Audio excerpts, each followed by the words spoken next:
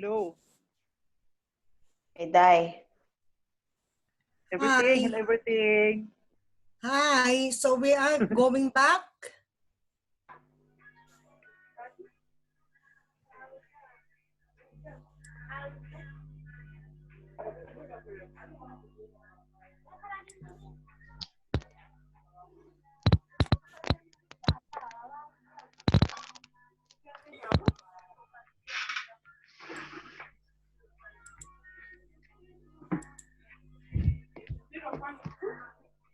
Hi, Nicole. Hello. Hello, Beth. Beth. Beshi. Oh. Namin take note, Beth. Nicole, oh. Mm. Oh. Daghan tag memorize sunday. Oo. Meron na. So going back. So everybody in? Everybody are Yes. in now? Everybody. Yes, ma'am. Okay. So as I was asking you, what is the basic function of a nursing aid?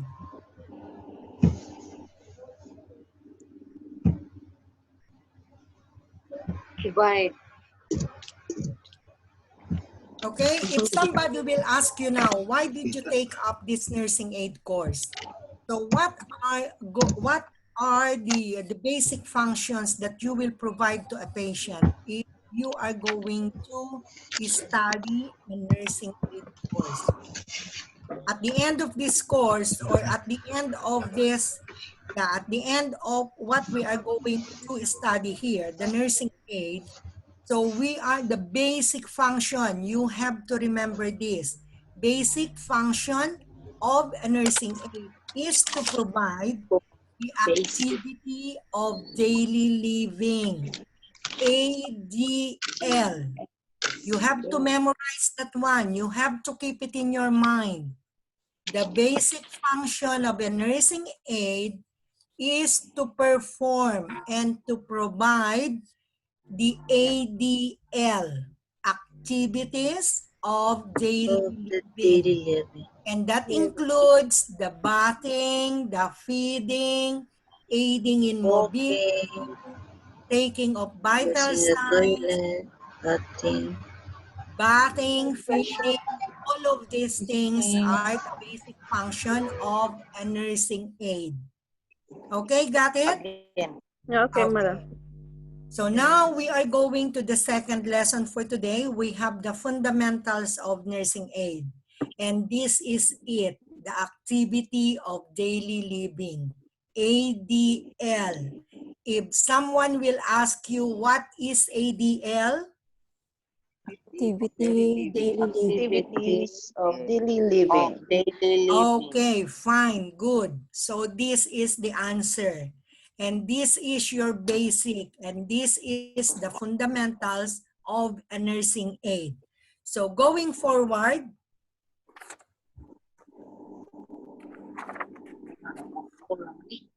we have to study the fundamentals of the nursing aid. This is your basic functions. Again, I will repeat it again and again. The basic function is ADL. And number one is the vital signs. We are going to measure the vital sign. So a vital sign for everybody everybody to know, a vital sign is a clinical measurement, specifically pulse rate, temperature, respiration rate, blood pressure that indicates state of patient's essential body functions. Not only those four, not only those three, not only those four, we have 7. Okay, so it is the important component of a patient care. Before seeing a doctor, before establishing a treatment, vital signs should be taken first. A measurement of the vital signs should be taken first. It is an important component of patient care.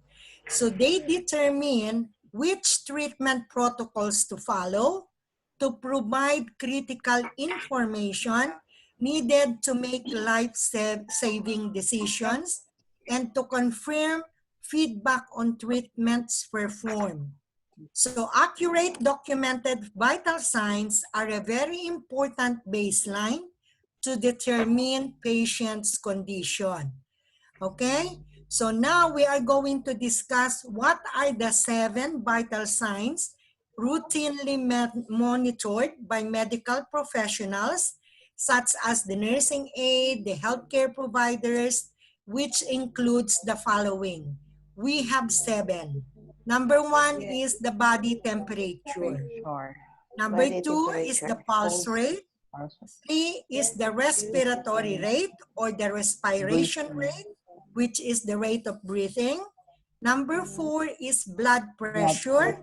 It Blood is pressure. considered as the vital signs, but it is often measured along with the vital signs together with the oxygen saturation, the weight, and the height. Okay, so now we have 7. So remember that we have 7 vital signs to take whenever a patient is coming to a medical healthcare facility, or you are going to take care of a patient, you are going to check or to monitor, to measure the vital signs of a patient. Number 1 is vital sign. 2, we have the bed making. This is one of the ADL. This is one of the function. We have as a part of the housekeeping, it is a part of our duty and responsibility to make the bed of the patient. And this is the bed making. It is the act of arranging the bed sheets and other beddings on a bed to prepare it for use. Just imagine when you get up in the morning, you are preparing your bed after you sleep from the night, right? So the same thing, we are going to prepare a bed for the patient. But this time, we are in the nursing aid, we are the nursing aid, so we will prepare beds, or we will make up beds according to the condition of the patient. So it is an important nursing technique to prepare various types of bed for patients or clients to ensure comfort and useful position for a particular position. So we are going to make a bed, okay? So it is act of arranging the bed sheets. It is how you do in the morning when you get up from the bed. You are fixing your bed. So this is the same way as we are going to make a bed for the patients. But in a hospital setting, we are going to prepare a bed according to the condition of your patients. So we have the types of bed making in the hospital. Actually, we have 8. So now we have the simple bed or unoccupied bed, admission bed, or a closed bed. This is number 1. Number 2, we have the open bed or occupied bed. Okay? Closed bed or occupied bed. Number 1, I repeat it again, it is an open bed or admission bed or simple bed. Okay, the number 2 is closed bed or occupied, means to say there is a patient, so it is closed and occupied. Number 3, we have the cardiac bed. Cardiac bed means this is used for those patients with a heart problem. Fowler's bed. This bed is a kind of bed wherein the patient, you are going to make a bed for a patient who is in sitting position. And a medical term is a Fowler's bed. Fracture bed. Fracture bed is a bed which is, we are going to make it for the patients who are having fractures. Those patients who have broken bones, those are called the fracture bed. We have the operation bed, anesthesia bed. these beds we are going to make for those patients who are coming in after surgery, after operation. Patient mobilization. This is one of our duties and responsibility as a fundamental basic function of a nursing aide. We have to aid in patient mobilization. Mobilization means moving. We have to aid in patient mobilizing, moving. Okay, those patients, most of our patients are going to be bedridden. So they will not be able to walk. They will not be able to walk properly, stand properly. So we have to aid. We have to provide them assistance. We have to support them when they walk. We have to support them when they go to the toilet. So this is a patient mobilization or mobilization. And early mobilization and sitting out of bed will increase the blood flow in the patient limbs and internal organs of the body. So it promotes the increase of blood flow and the mobilization, it helps the blood flow inside of those internal organs. It increased the blood flow and removing the pressure on the limbs. Limbs means those hands, those legs, they are the limbs. And other parts of the body and can also prevent bed sores from developing. What do you call the bed sore is? They are the sore. They are some redness at the back of your patients. So be careful. That's why we need to mobilize them. We need to position them. We need to move them to avoid or to prevent the bed sores from developing. Ambulation stimulates circulation. Ambulation means walking. So we are going to support, to assist, to promote patient, to provide patients help, assistance, supporting in ambulation, in walking. So it helps stimulate circulation, which can help stop the development of a stroke, causing blood clots. Okay, so we need to let the patient, to support the patient, assist the patient to move, to ambulate, to walk, because to prevent them from developing of the stroke causing blood clots. And walking improves blood flow, which aids in quicker wound healing. So poor moving and poor handling. It is a practice that can lead to back pain and musculoskeletal disorders, which can lead to immobility or inability to walk. They will become weak. If those patients are always on the bed, if the doctor says the patients can move, so we have to help, we have to assist, we have to support those patients to ambulate, to walk. And by doing so, those patients who are unable to walk for themselves, we have to provide them ambulatory devices. What are those ambulatory devices? They are the walking aids, the tools to help them, or devices that helps them to move, that helps them to walk. They are orthotic devices used for support, augmentation, enhancement of the muscle action. They help the patients promote the augmentation of the muscle action and reduction of weight-bearing load. It maintains stability and balance with the aim of transferring individual or patients from one place, from ambulatory, from going to walk, difficulty from one point to another. So you are going to assist, you are going to support those patients unable to walk properly. So with the help of ambulatory devices, you will be able to promote blood circulation and lessen the difficulty of walking. You will help out your patients to walk. Here, I'm going to show you the mobility aids. We are going to show to know what are those ambulatory devices or the walking devices, mobility aids we are calling them. So they are walkers. If they are familiar to you, they are walkers. There are canes, crutches, manual and electrical wheelchairs, and motorized scooters. So walking aids, they are tools. They are designed to assist walking or enable mobility.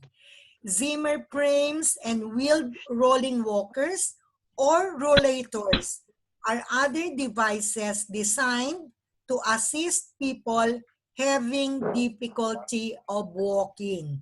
So now in these photos, I will show you, or you can see in your screen, we have here on the left, we have crutches. They are being used by the patients who cannot walk. Okay, so they are going to walk by the help of the crutches. Elbow crutch, if only one side of the body is unable to, if the legs is unable, one side of the body, one side of the leg is unable to move, so they are going to use or support them with elbow crutch. Walking canes, most of our elderly or most of the elder people, they are walking with the walking canes because they help them, they assist them, they aid them to walk properly. Zimmer frames, they are the one with the rollers and they can help in pushing. So they will not be able to make an effort to walk because they are going to be helped by the Zimmer frames where they are having the rollers. Rollators is another kind of mobility aids, and they are going to be helpful for those patients who are unable to walk. So all of these are the mobility devices or the ambulatory aids that you are going to use for the patients to help them to walk, or if they have the difficulty in walking. Number 4 is the patient's safe handling or the manual handling. Moving and handling is also known as manual handling. So in this case, it is our responsibility. It is all of the nursing aid responsibility to manually handle our patients. Like in lifting, we have to lift our patients. We have to push our patients. We have to pull them. We have to maneuver. We have to rotate. We have to let them stand still. We have to carry them. And we need to transport them. So all of this manual handling, we have to know the technique. It is not about the lifting that we can just lift them. There are processes, there are techniques that we need to know, we need to study, we need to do it. So accordingly, by doing all of this. So these are the photos of the lifting, the repositioning, or the fundamentals of nursing that we are going to do to help them in moving. So we have the lifting and transferring. This is how we are going to lift. We are going to transfer a patient once we are already in actual place of work. Okay, so just imagine what we are talking about now. This is how you are going to be in the future. Once you have done with the course, so this is what you are going to do when you are already in a healthcare facility.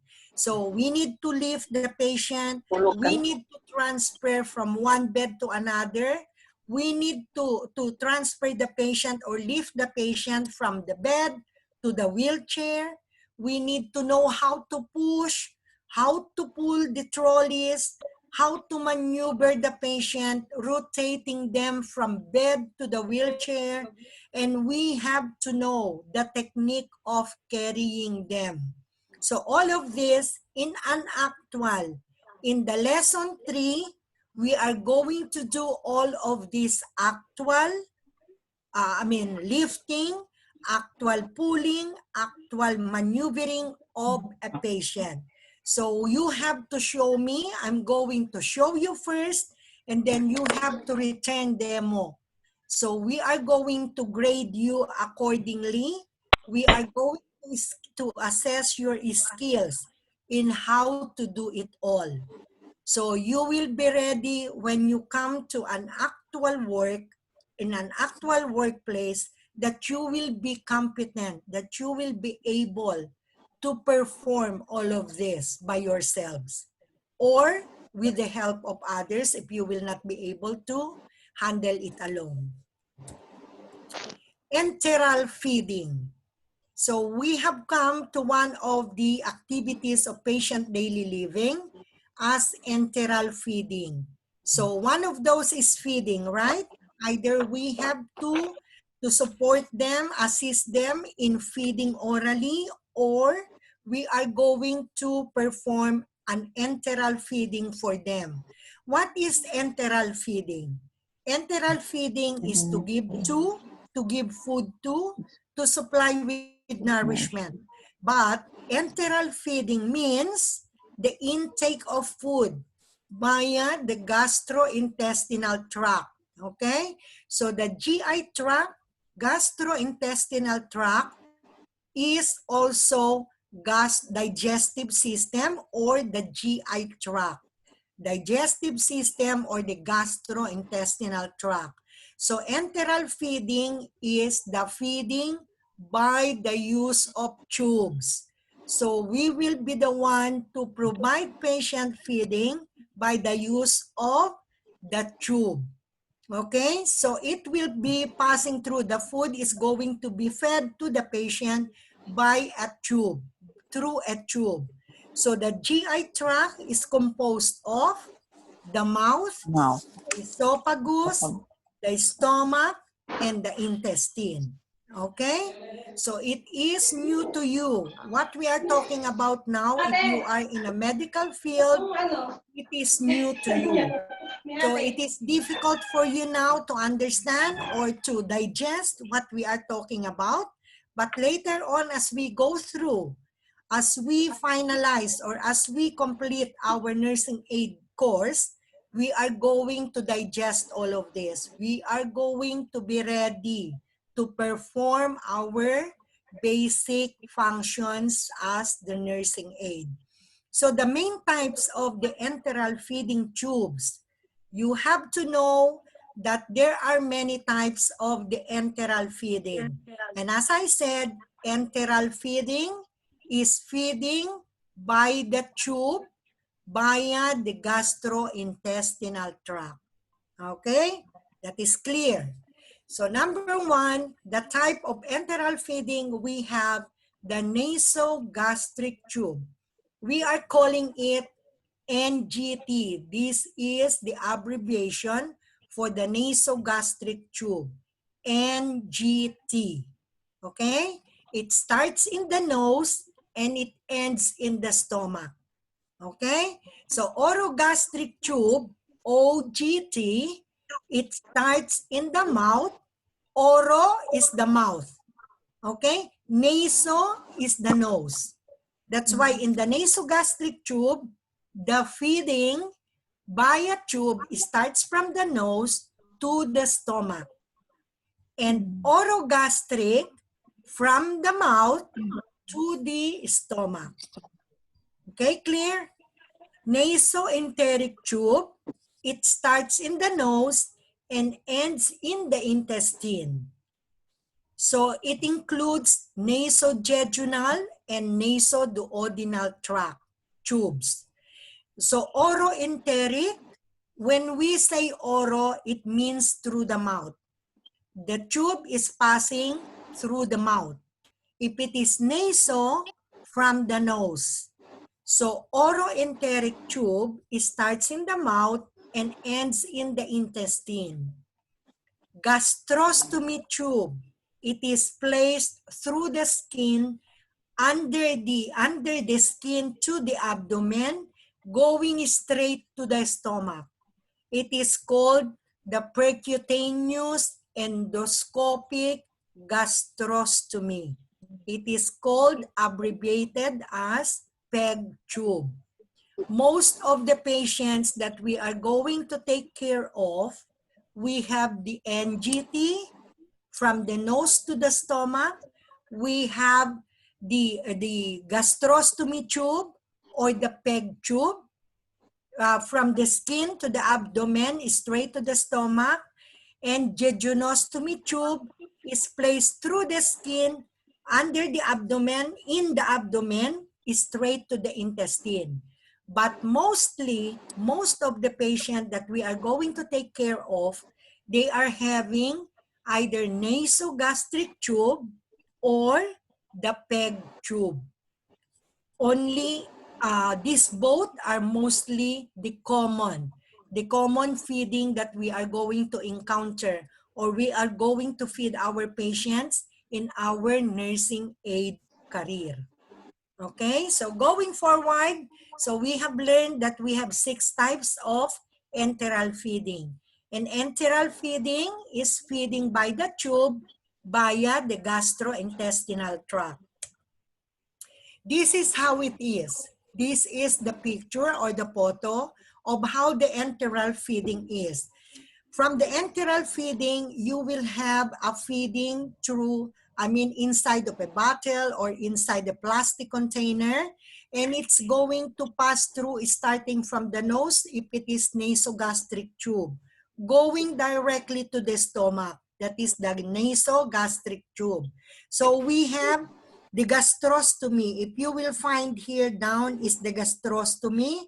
So that is the point where it is directly going to the stomach, PEG tube. So we have the nasoduodenal, the nasojejunal, and the jejunostomy tube. So all of this feeding are by the tubes. Okay, so going to the parenteral, this is the parenteral, and we are going to talk about what is a parenteral feeding. So parenteral feeding is called PN or intravenous feeding. It is a method of getting nutrition into the body through the veins. Okay, so we have the enteral feeding by a tube and parenteral feeding by the veins. Okay, it is intravenous feeding into the body through the veins. So depending on which vein is used, and this procedure is often referred to as either total parenteral nutrition, or the one that you have seen that is hanging, that is the TPN or the total parenteral nutrition, or peripheral parenteral nutrition. So parenteral nutrition or the parenteral feeding or intravenous feeding, it includes, what includes in that bottle of feeding? So it includes carbohydrates, it includes fats, minerals, carbohydrates, electrolytes, vitamins, other trace of elements. For patients who cannot eat or cannot absorb enough food through the tube feeding or by mouth to maintain good nutrition status.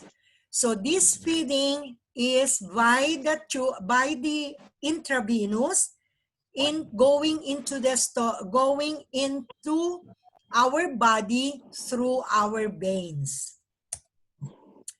So if you will see here, now you can find here the differentiation or the comparison between the parenteral feeding.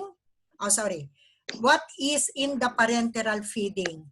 So this parenteral feeding, as I said, is the intravenous feeding.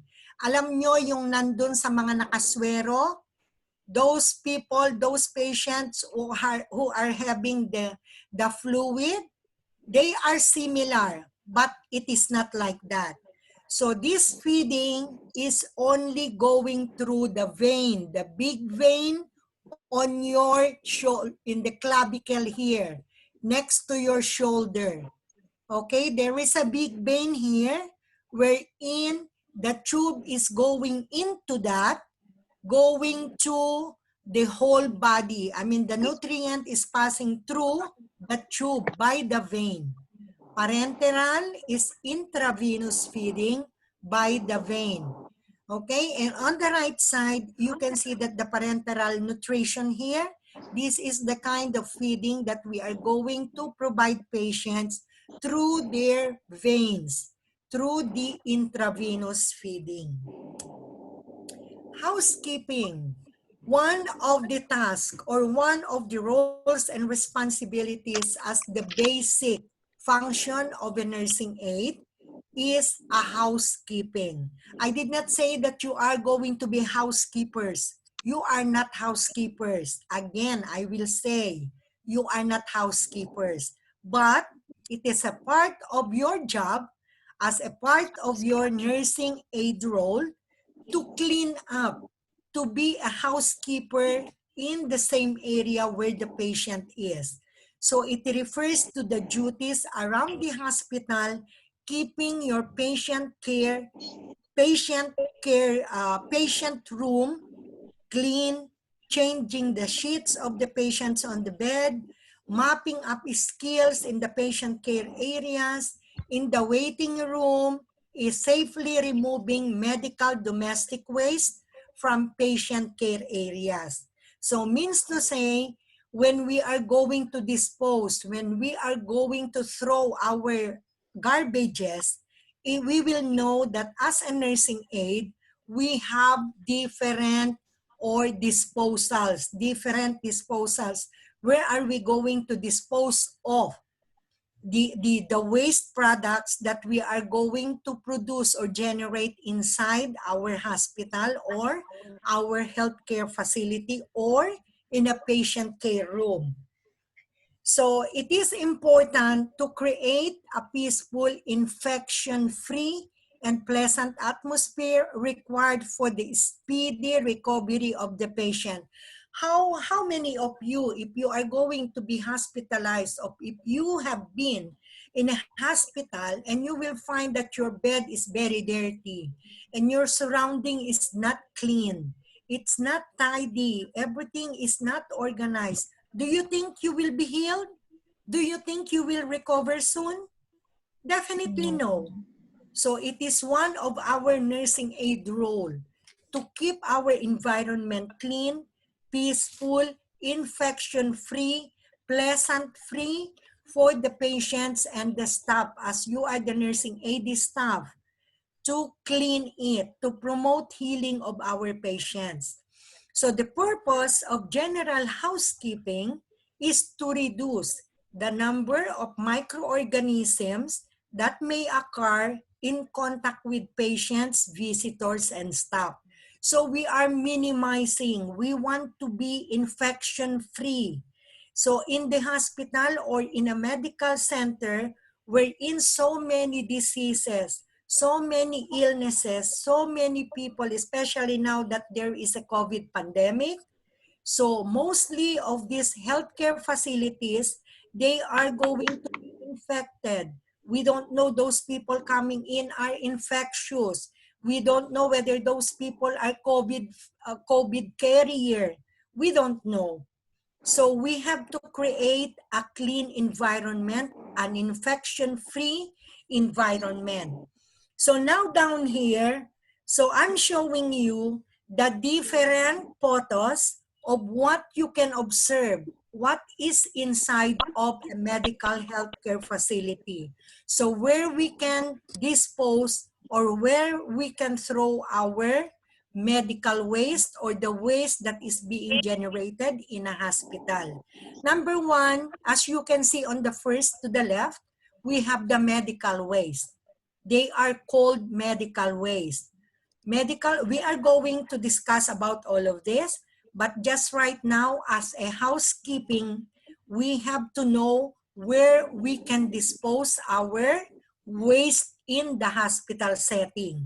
Number one, you can see here, in this bin, in this yellow bin, it is a medical waste. If you can see a yellow bin like this, in a healthcare facility, it is a medical waste. All of those waste product that is being used by the patients or you as a nursing aide used in contact with the patients, you are going to throw it in a medical waste. Remember that, medical waste. You see the logo there? It is biohazard, it is toxin, it is infectious. That's why there is a logo like this. So domestic waste, if we say domestic or general waste, they are the normal waste. Waste like papers, waste like ball pens or anything office garbage. They are the domestic waste. They are in a black bag or they are in a black bin. Sharps containers. We have the container where we can put all the sharps, anything that has pointed, anything that has pointed edges, anything that has sharp edges. So those knives, those scalpels, those needles, those vials, those ampules, anything that can cut, anything that can pierce, you can put in the sharps container. Clean linen trolley. You will find the clean linen trolley because this is where we can find all those clean linens that we are going to use when we make the bed of a patient. So it is in one linen trolley. We have the dirty linen hamper. To the end right, it is the dirty linen hamper. So when we are going to change the soiled or dirty linen or the dirty beddings of the patients, we have to put them directly inside of the dirty linen trolley. Okay? Remember the housekeeping, this is our role. Hygiene and grooming. Why did we say that it is a part of our fundamentals or basic function as a nursing aide to provide hygiene and grooming to our patients? The same way as I told you, you are doing it personally to yourself, right? After you get up from the bed, what you start to do? You have to bath. You have to make your brush. You have to brush your teeth. You have to comb your hair. So all of those are kind of grooming, hygiene. You are going to take a bath. You are going to brush your hair. So all of those are hygiene and grooming. It is a part of your basic daily living activity for your patients and the families. So we have come to the end of our second lesson. It is the fundamentals of our nursing aid. So, okay, so what we have learned from these fundamentals of nursing aid that we have discussed. So you know now from the beginning, I was talking to you about the basic function of the nursing aid. And what is that basic function of the nursing aid? Can anybody answer? Vital signs. It's the ADL, Mom. Yes, you Basic are functions, right. the ADL. Okay, and what consists of all those ADL? What is ADL? Activity daily living. Activity daily living. Okay, fine, good. That is